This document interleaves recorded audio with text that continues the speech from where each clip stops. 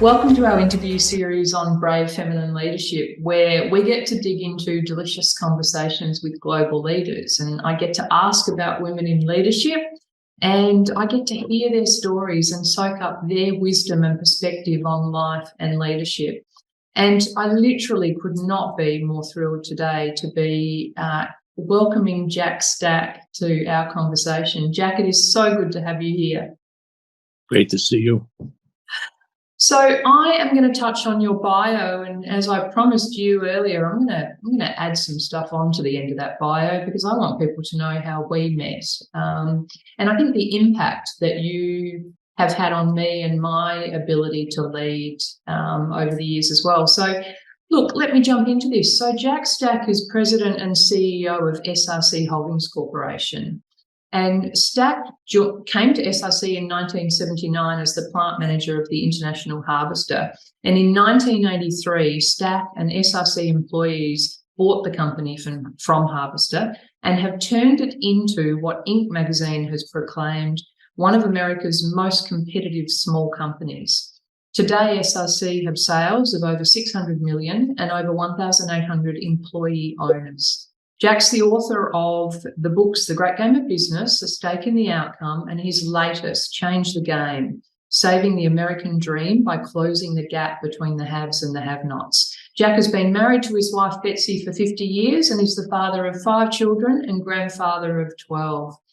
Jack, before I hand over to you, I just want to say that I came across Jack because in my relatively early-ish days as a senior leader, I was part of an organisation that adopted the culture that you implemented into SRC, and we followed that. We followed open book management and we followed the Great Game of Business. And I often tell people that transparent model of leadership, which I'm going to dig into and ask you about, but that transparent model of leadership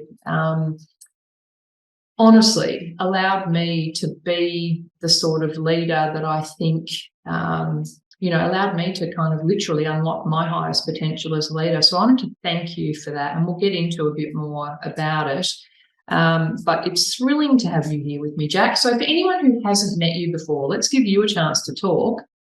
Anyone in the audience who hasn't met you, who are you, Jack? Who are you as a human being? Tell me all. Well, let me get over the tearing up from the compliment about this having an impact on you, because, I think that was what the purpose of the whole program was all about. And it really started a long time ago, and it's all been put together by bits and pieces and, not only help from everybody, but the experiences that we all went through in life. And we went through some very interesting experiences in the 60s and some experiences in the 70s.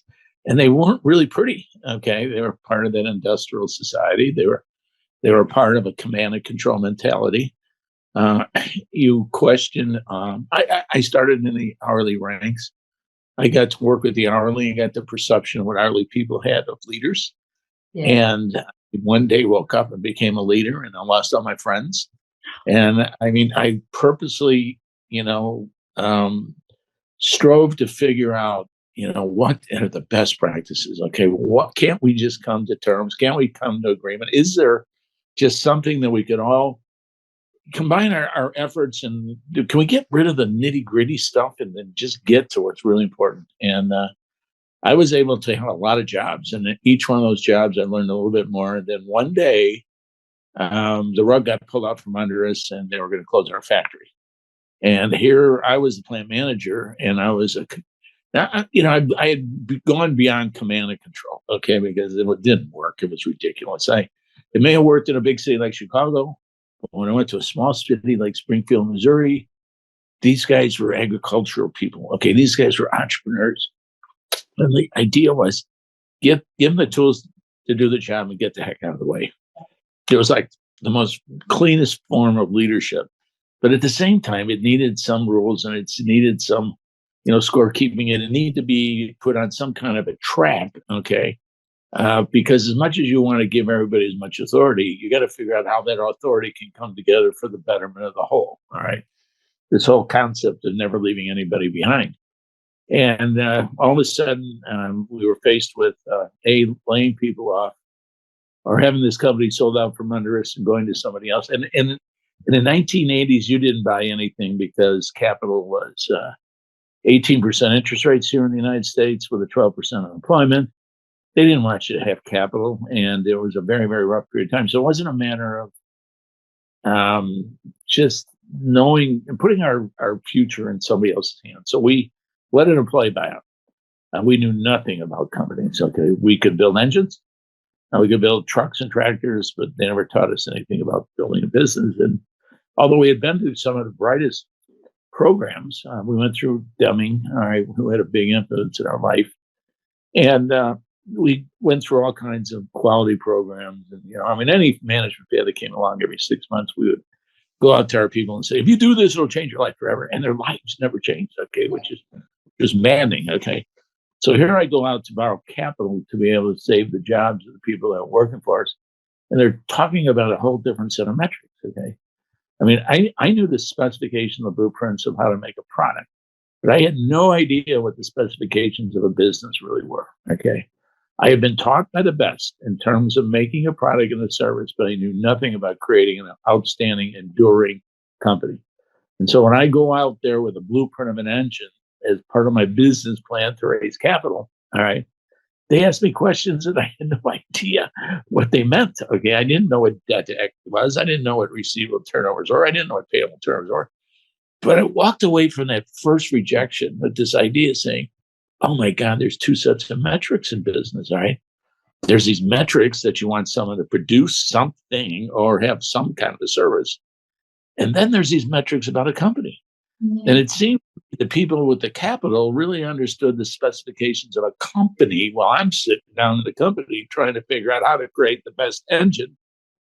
And then I came to the conclusion that why didn't the company I work for ask me to create a gay company?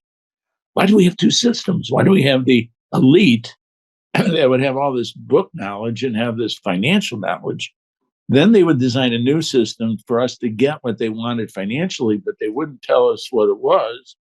And they would write all these job descriptions, and they would write all these performance standards, and they would write these 360-degree reviews, okay, which ended up to be kind of meaningless because we weren't hitting the targets that the company really needed to hit in order for it to succeed. And that's why it was failing. Okay, it was obvious. They never told me inventory was money. Never. All right. They figured out all these different ways of figuring out something other than telling me what the truth was. So when I began to, I kept pursuing the loan. All right, because my God, we had 250 people at the time, and we didn't want to lay them off. And so in the pursuit of the loan, and it was only after about writing my 10th business plan that I began to realize is that this doesn't change. That this record, this specification, these blueprints were invented in the 1400s. You fill them out the same way every quarter or every month if you so desire. And it always starts out with sales up here, profits down here. You got cash on the balance sheet, you got equity on the bottom. But what happened was is that you had all these phenomenal stories that occur within these financial statements, right? And most of the stories are created by the people that are down on the shop floor, working the command and control, but not told entirely what it was that they were trying to get. So we spent maybe 14, 15 years in the desert wandering around saying, what's this for? They're not telling you something. Something has to connect, and boom, all of a sudden it connects. And so we made a promise. We made a promise to God that if ever we got the facility, that we'd spend the rest of our lives trying to teach people that you can understand this stuff. This is the stuff that really makes the difference. If you understand capital, you understand budgeting, you understand debt, it can change your life forever. It can make a significant difference. Okay, that there is this higher calling times of business, and it was to try to figure out how to be able not only create, wealth, but distribute it as fairly as you possibly could. And after about 50 attempts to borrow money, we ran into a bank that was in serious trouble. And it was divine intervention that we got the loan. We never should have gotten the loan, okay? Because it was, when you work for big companies all your life, you didn't have a lot of money, right? So the deal was $9 million for the facility, and we came up with $100,000 worth of equity. We were one of the worst debt to equity buyouts in the history of business. And we ended up getting it at an 18% interest rates. But we had our jobs. We had an opportunity. And we felt that the quickest way to be able to not only survive, pay down the debt, and create job security was to tell everybody how to make a difference in terms of a company and where they fit in, okay, and what roles they play. And we began with a simple huddle staff meeting where we basically were honest. Everybody said, guys, our debt to equity is 89-1. Okay, that is the 9th cycle of Dante's Inferno. Okay, there is no turning back right now. So everything we do has to be for each other. Everything we say, every metric that we put in, every number that we put together is for the benefit of everybody inside the organization. And I'll show you the whole thing that we learned in the process is that this income statement can be used to bring everybody together. You know, you want to make a difference. I can show you where you can make a difference in cost, or I can show you make a difference in supply, or I can make a difference in selling and margins. And there's wonderful things to be taught. Okay. And if you understand the principles in terms of being able to do what is necessary in order to win, the benefits are absolutely extraordinary. So in 1983, we embarked upon this program that pundits, writers came in later on and said, oh, that's open book management. I mean, we didn't invent the word open book management. It was like when somebody comes in and looks at you and go, oh, this is what it is, right? Well, what we wanted to do, we wanted to come up with a real simple system, okay, that there was as fair could possibly be. We felt very strongly that people really didn't want to be led, and they didn't want to be managed, okay? But we also needed system by which we could perform and we could have order. And so we came up with this crazy philosophy called the great game of business. And we wanted to teach people that they could understand financials, that it wasn't that hard. And we spent too long a period of time telling you were stupid to be able to understand them, or it was too confidential for you to, well, it was a power deal, by the elites of the past. And as we opened up our books, people began to get it. They began to like it. They began to, all of a sudden they began to see what they did, whatever they pushed, moved to something else, and that moved to connect with somebody else. And what was really cool about it is that we began to work for a system. It's like what Edward Deming done to Japan. I mean, he said, look, 95% of it is all process. You spend 5% in terms of the people. And, if you spend 95% to help be the right process, okay, everybody will benefit from it. So we began to develop an accelerated learning process to get people to understand business. We've been in business for 40 years. Our records on earnings are 39-1. Okay, and it's no surprise because it's a joint effort by everybody inside the organization. So, Jack, we talked about command and control earlier. I mean, this culture, if no one's come across this style of leadership before, it sounds like a lot of hard work for leaders. Isn't it easier to just tell people what to do? Like, why build this transparent culture? I don't know, because eventually you find out you're a phony under command. Tell me more. Oh, come on. You run out of tricks, okay? You run out of ways of motivating. You run out of ways of engaging. One of the most incredible things that I've seen since the pandemic is we've really kind of focused in terms of what people really want, is that people get bored more frequently than you could ever believe, okay? And what I know is that when we are always dealing with a higher level of thinking than most people, most organizations, we are not only getting what they're doing on a manual basis, we're getting what they got on a mental basis, all right? We got them thinking about the company as a product, okay? I mean, and they aspire to be able to produce the service or manufacture the engine, okay? It's for the purpose of creating an outrageously successful company of which they can be a part of, all right? And it's so hard for me to believe that there's this thing called the power of the multiplier, okay? That if in fact you do like $1 worth of earnings, the valuation of your company could be 10, 11, and sometimes 200 times that $1. It's almost like, okay, this sounds too good to be true, therefore it's not true. And so we're not going to tell a lot of people that this is really what it's all about. So we began to teach them how capital people raise more capital. And then we figured out a system in order to make certain that we gave them everything they wanted, okay?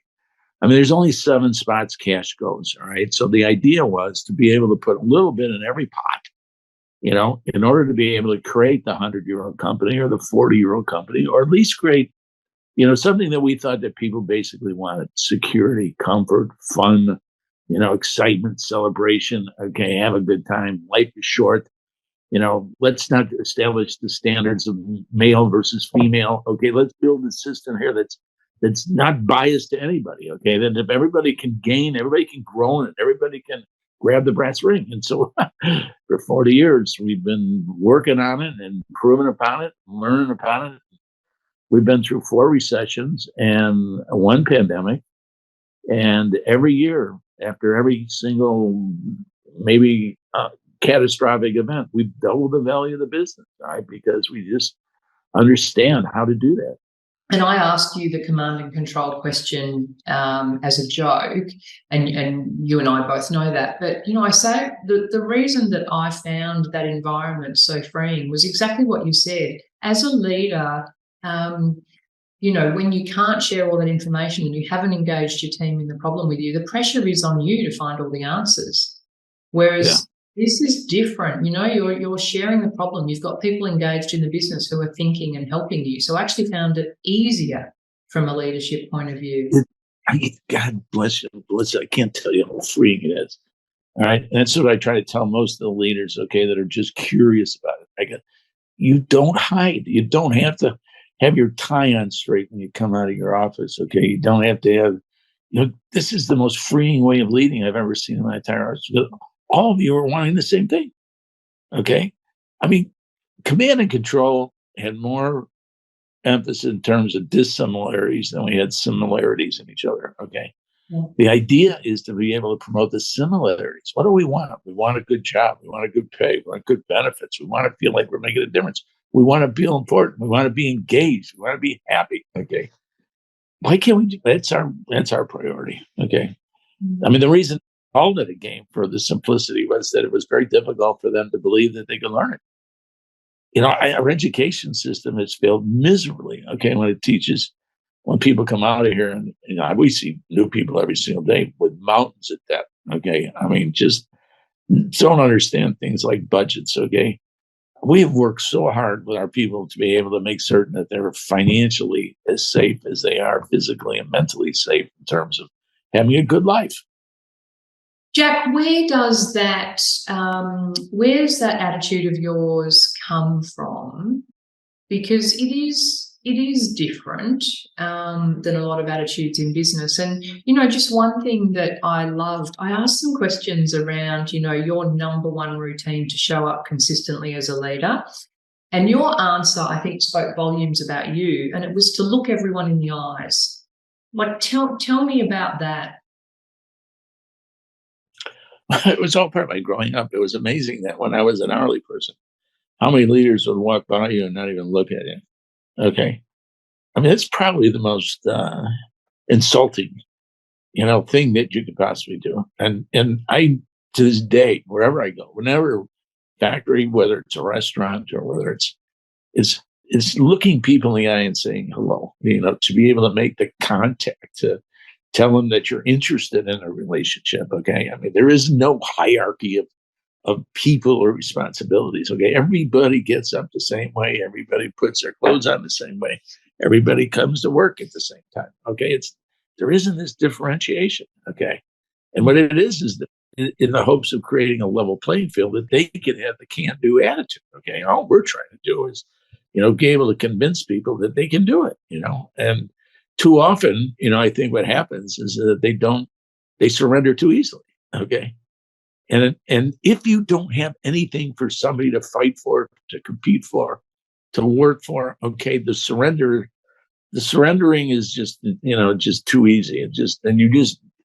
You don't feel like you're making an impact. You sit back. Okay. You become part of the living dead. That's what I used to call, when you walk into hell, you can tell a healthy company when you walk into it, can't you? Yes, you can. I mean, it's not a quantitative, calculated, statistical measurement. It is the feel of the show, right? And so we wanted everybody to be able to be proud of what they were doing. And, when I was working for the big companies, we could put someone on sodium pentothal and they wouldn't say something nice about our company. In fact, we didn't even allow people to tour our facilities because we were afraid of what our people were going to say to our customers. Mm-hmm. Now, our people sell our customers, okay? Mm-hmm. All right. We have our customers coming in now knowing that, wow, these guys are motivated. They really know what they're talking about. Then, when they say customer service, they really mean customer service. It's just not a speak. It's not this is a true action. Okay. So we want this whole idea of participation. I mean, we want to go home at night, throwing our fists up in the air, picking up our significant others. And, it's hard enough to get through life without having to go to work and having it to be a strain or having it to be a pain or having it to be a problem. And, why can't we create the kind of environment that if you can hear this whole thing about command and control? Let me just go back 1 second. What I began to realize is that in manufacturing, you learn about productivity. And the idea of manufacturing is that you take constraints out of the process. And every constraint you can take out of the process, you move faster in terms of productivity. When I saw that there was this financial metrics out there, and then there was these other command and control metrics out there, why did I have to have two systems? All right. I mean, why do you have to go out there and say, okay, this is my financial plan, but I can't tell you really what it's all about. So now I'm going to design a new way to try to get you to get at that, but I can't tell you what it is. Okay. Yes. It's freaking crazy, right? Yeah. So I thought, Jesus, I'm going to let them right at it. I mean, what would happen if you just said, this is what we need to do in a company. And oh, by the way, let me give you some comparisons of some other companies that are doing it, because publicly held companies send you their financial statements. So I could get away from this time study engineering mentality, okay, that we always knew what it was to do the job, and we told you to do the job. And then you looked at us and said, well, if you think you can do it under that time study, why don't you do it? Yeah. Okay, that was like a tremendous metaphor of command and control, okay? I want people to do it for the sake of doing it better. So I want to ask you a couple of questions. So the first one I ask you is, you're up at 5 o'clock every morning learning, absorbing new information. Tell me what drives that. Oh, okay. So I've been a CEO now for 40 years, right? And the reason, there's an evolution that occurs that if you can get your organization into a state where they really don't need you as a CEO, okay, and you're really kind of working on a system, your role with the CEO moves to more of the strategic and the directive level than the operational level, okay? Because once they begin to understand what it takes to win, get out of their way, okay? But someone's got to be trying to figure out the future. Someone's got to be figuring out, what are you doing wrong, okay? Where's the shoe going to fall, okay? I mean, maybe I got too much of a paranoia inside of me, okay, that says, but I've been protective of people from day one, okay? Yes. So I spent a lot of time trying to figure out the 5-year, the 10-year. I spent a lot of time in the future.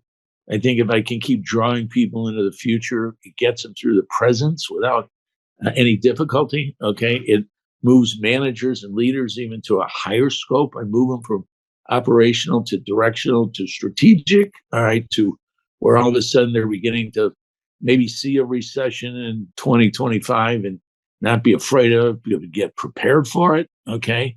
And to be able to capitalize on it, all right? While everybody's running and everybody's afraid, you can teach people how to be strong.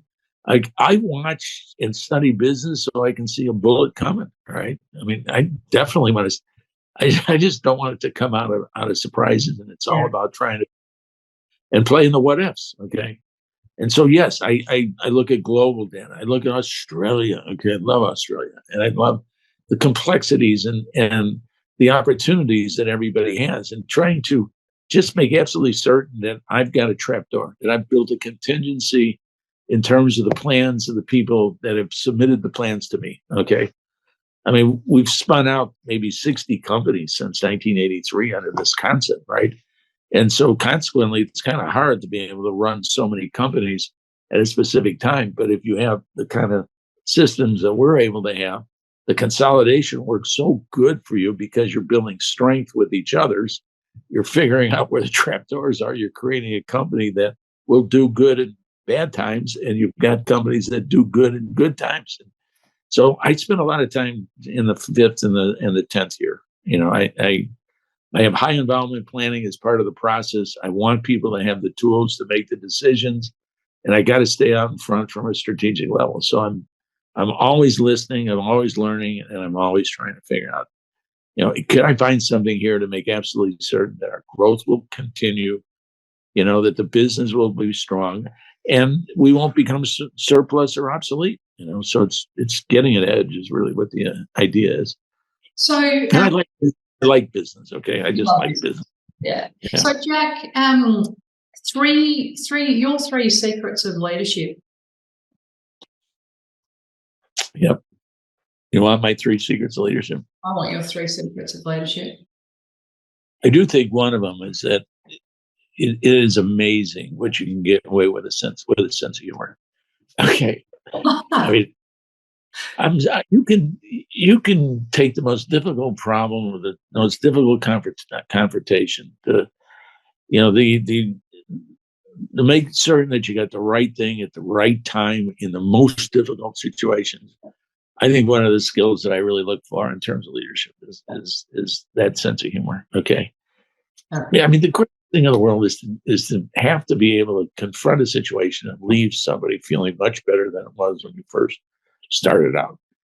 I mean, I guess I've got a reputation around here that maybe sometimes people walk away and say things like, "No, what did he mean by that?" Okay, so there's something about getting the people to be able to think, on their own in terms of what point you're trying to drive in a friendly type environment. So I think that is probably a secret that I would basically share with.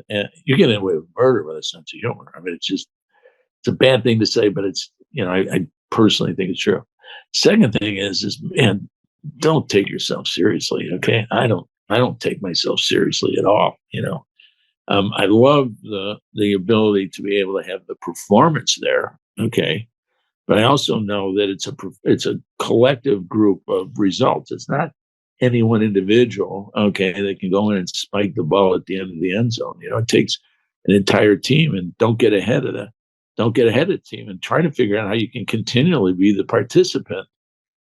Even if you're working with an organization that's got a pretty good feel in terms of what's going on, how can you be an additive, not be a commander in chief or not be the chief executive officer? Okay, guys, I want to play with you. I want to celebrate you. I mean, sometimes I get really, it's sad if they don't invite me out. Realize that it's not the office. It's not the material things that make a difference. It's the impact that you have on people and the engagement that you want to have. And the last one is that I always want to be approachable. I think approachable. It's amazing because you have this title that somebody has this other perception of who you are. So you have to work twice as hard. Absolutely. To be able to get rid of that perception, right? Yeah. And I just want to be friends with everybody. That's my biggest secret. And that goes right back to what you said earlier when you first moved into a leadership role and you lost all your friends. So I can see the connections coming through very strongly there, Jack. I had no idea what that was. It was within a day. Yeah. I mean, that's a massive impact. For someone. No wonder you thought very deeply about where you went from there. I asked you when you and I caught up recently.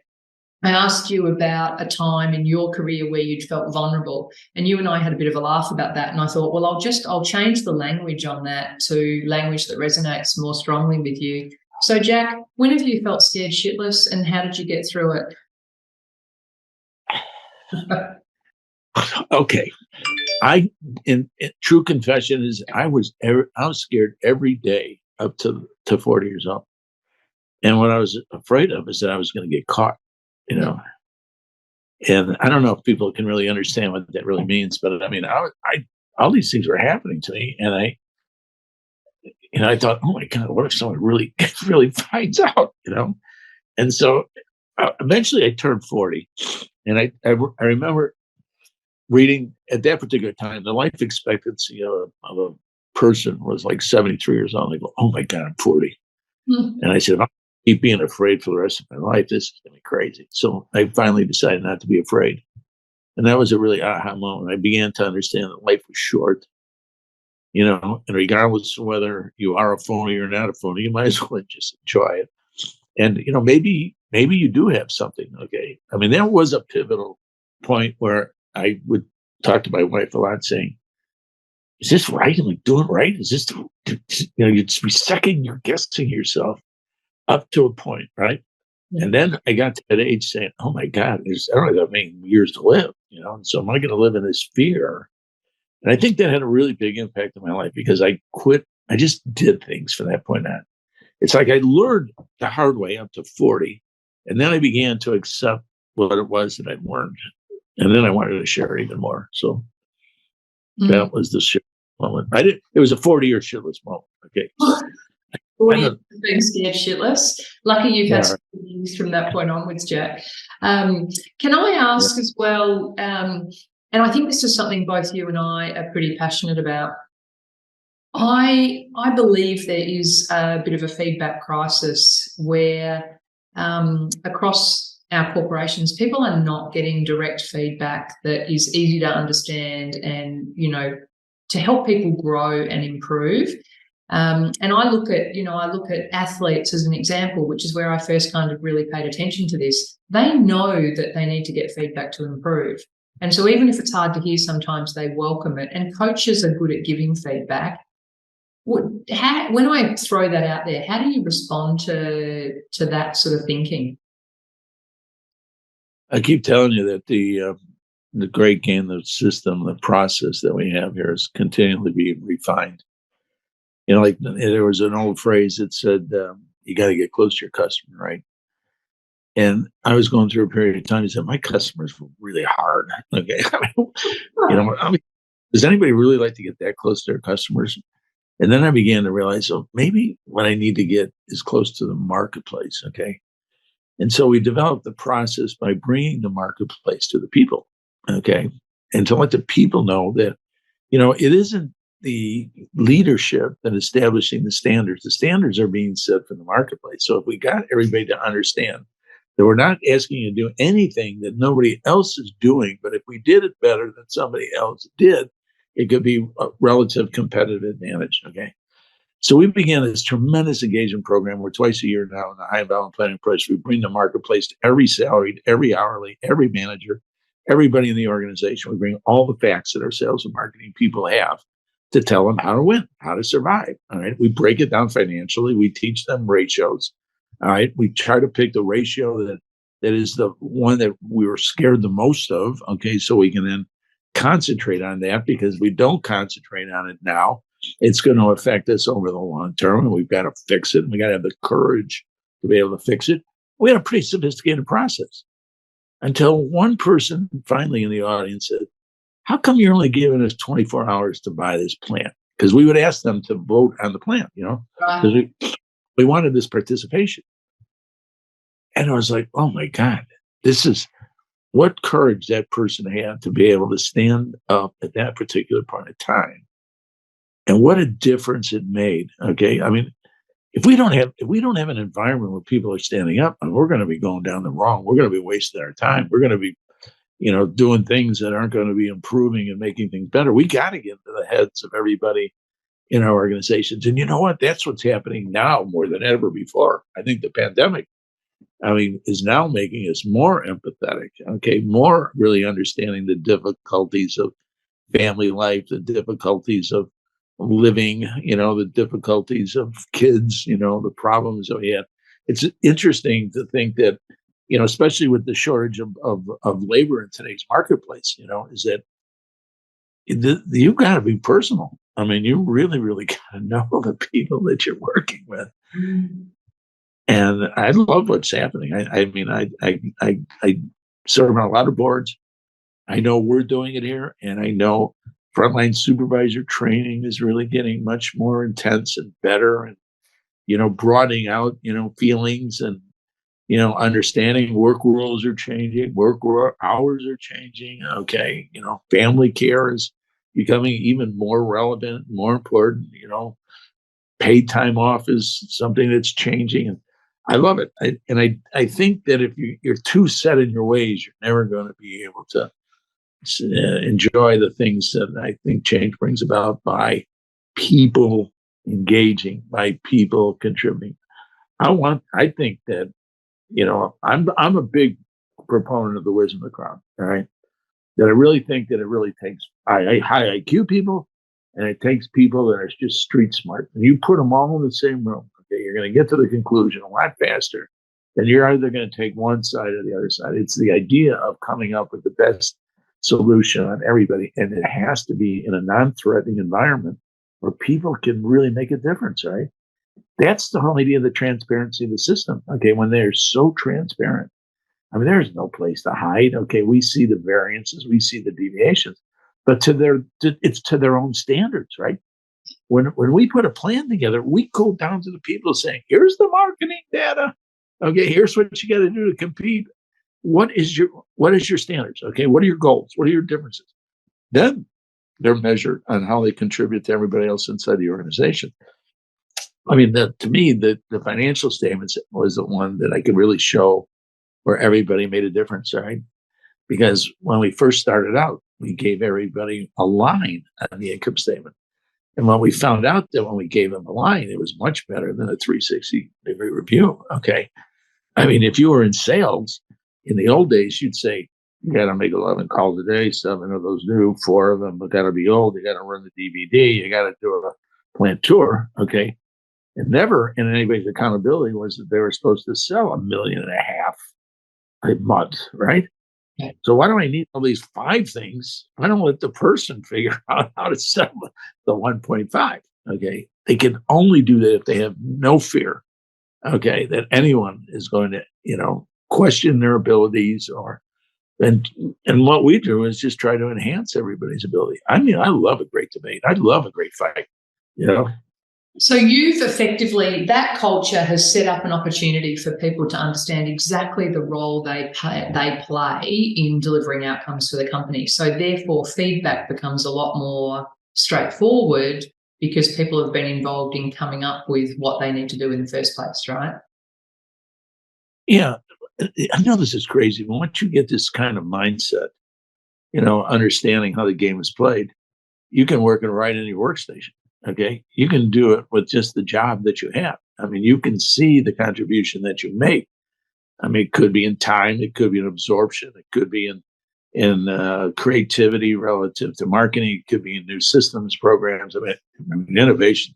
That's what you're after. Okay. And if you can get your entire organization to be able to think innovatively, I mean, we are running on cylinders now. I've never seen before. Okay.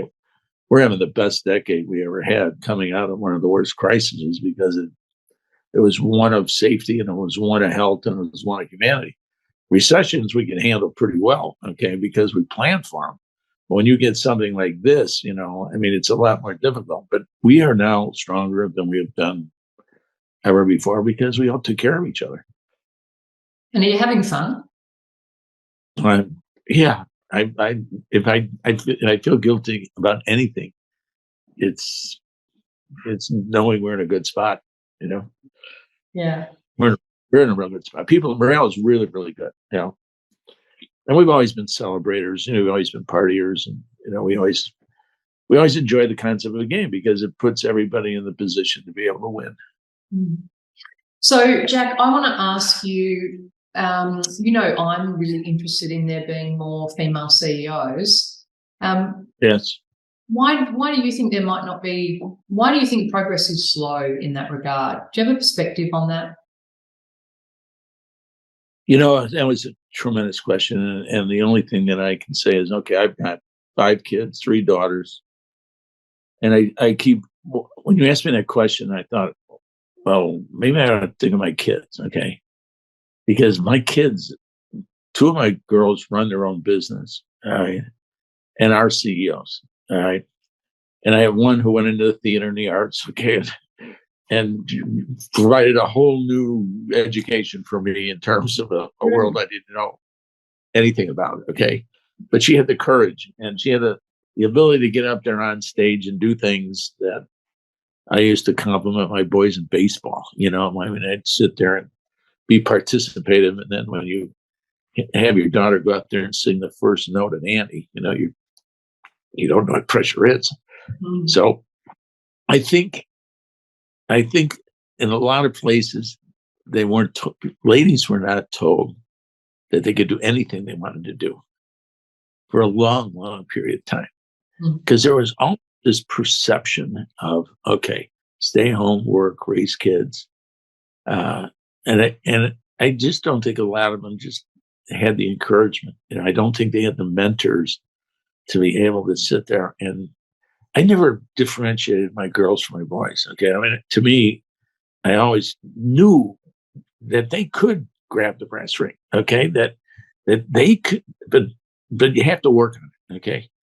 You have to constantly run the type of environment, the type of game to get them ready to play when the time comes for them to play. Okay. So my middle child went to the University of Arkansas to get a degree to be able to run a store.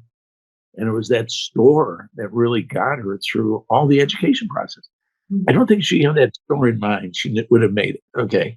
Because now when she had the store, she could take a class and then she compare it to what she wanted to do.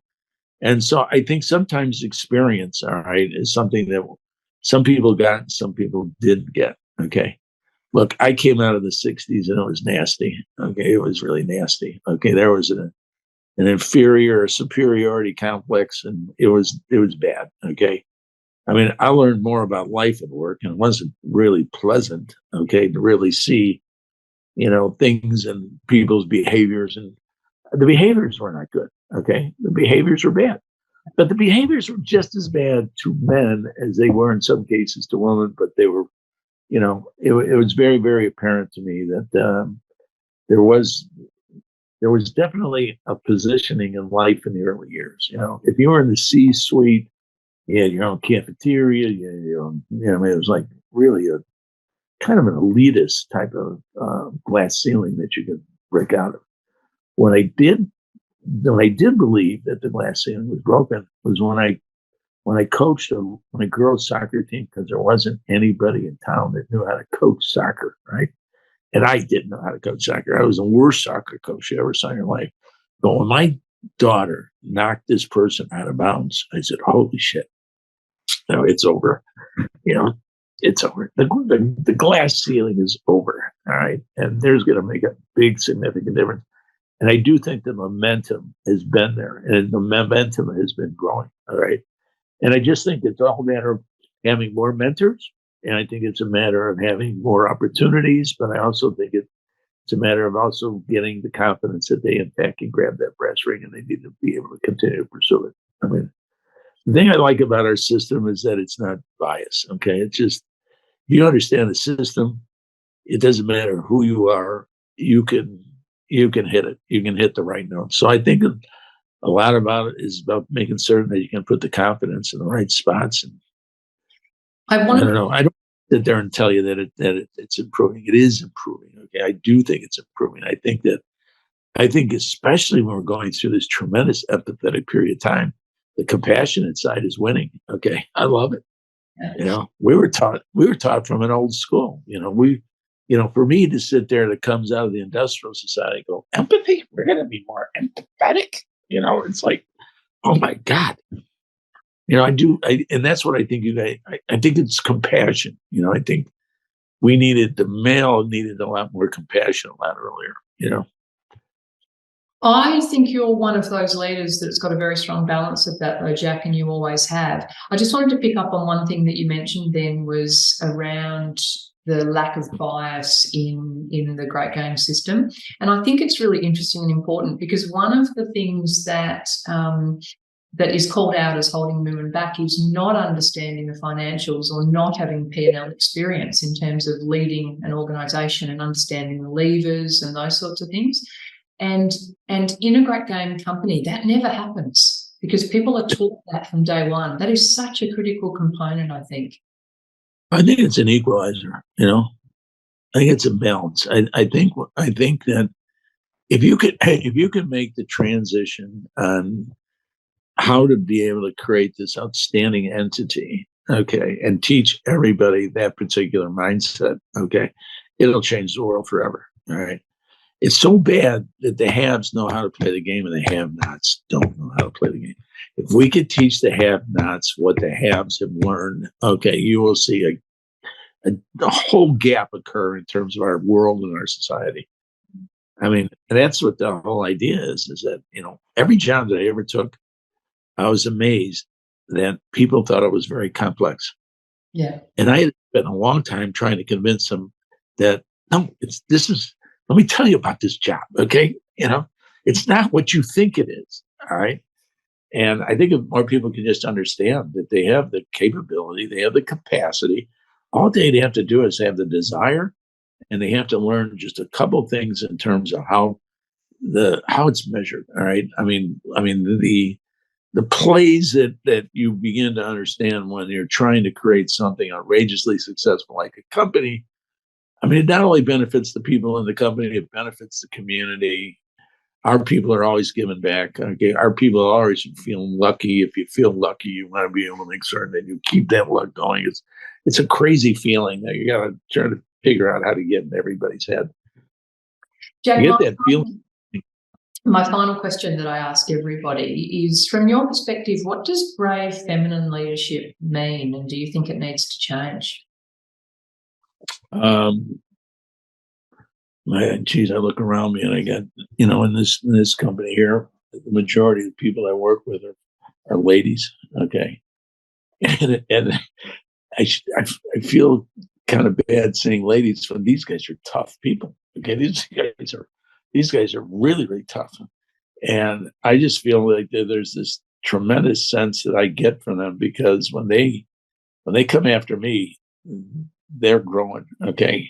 They're growing. They're not afraid. They're swinging. Okay. And they are just some of the most enjoyable people to work with. I mean, everyone can be a bit more compassionate. Okay. Everybody can be a little bit more empathetic. Okay. Anybody can, I sometimes I think males they just carry their feelings too deep inside of them, and they got this artificial crust, that they think they got to hide behind, or they got to be tough-minded, or they got to be a bunch of that bullshit. But personally, I really enjoy working with the ladies in our company more than I do some of the guys. Well, we won't tell them then. So, Jack, thank you so much for joining our conversation. It's been such a thrill to have your voice added to this, and I know people will take so much out of the sprinkling of leadership advice that has come out along the way. So I really appreciate you joining me. Well, listen, thank you, because it's my thrill to be with you. You are one smart person. I listen to all your podcasts. I listen to what you're doing for your country. I know where your heart is, and your success rate has been absolutely incredible. So it's my thrill to be with you guys. Thanks, Jack.